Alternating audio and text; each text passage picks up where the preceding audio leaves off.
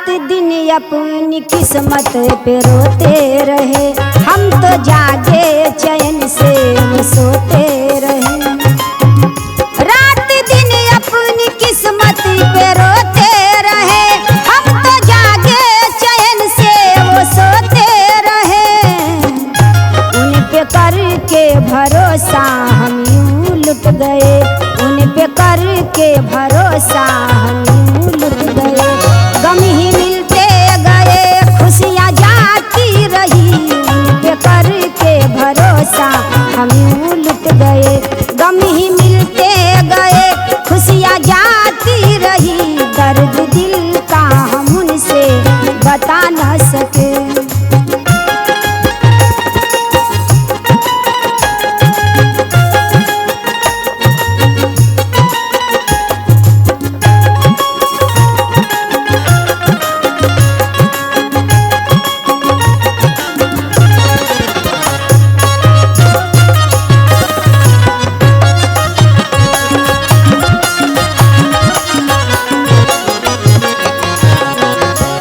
किस खता पर वो नफरत दिखाते रहे, जाने क्यों हमको इतना सताते रहे।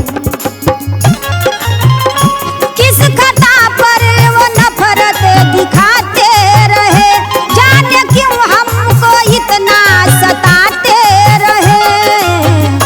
बेवफा हमको ऐसा सितम दे दिए, बेवफा हमको ऐसा सितम दे